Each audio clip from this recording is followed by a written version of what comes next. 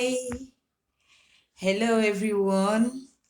I bring big greetings to every one of us, wherever you are seeing this video from any part of the world. I send my greetings across to you. Today, I want to be rounding up on the teaching series I've been handling on this page on infertility in women. I've talked about infertility in men.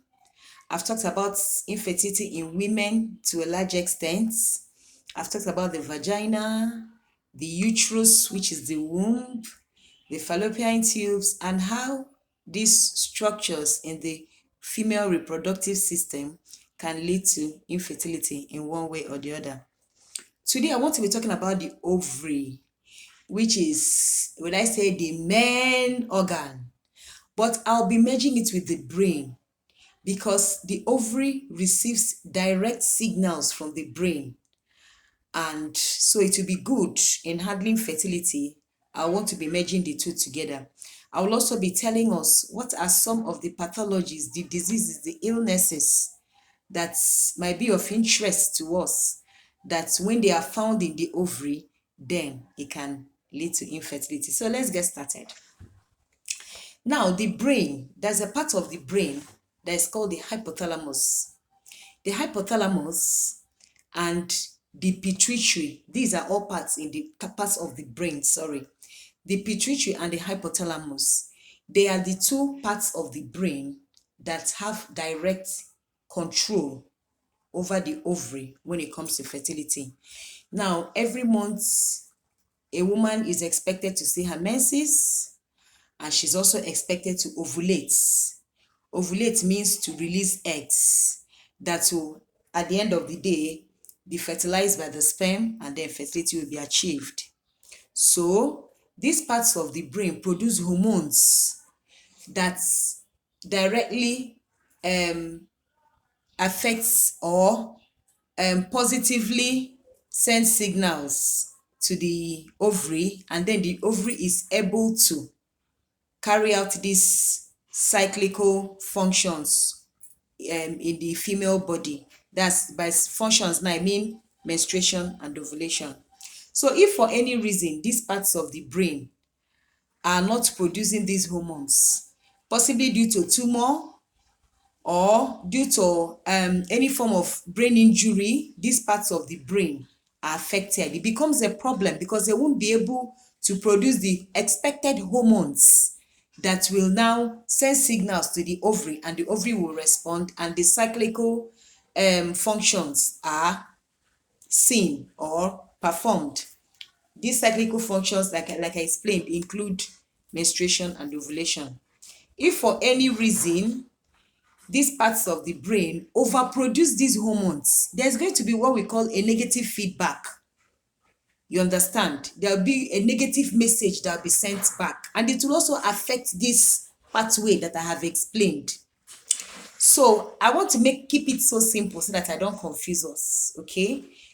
Now, when these parts of the brain, the hypothalamus and the pituitary, when they release their own hormones, and then these hormones get to the ovary or send messages to the ovary will respond by producing the egg.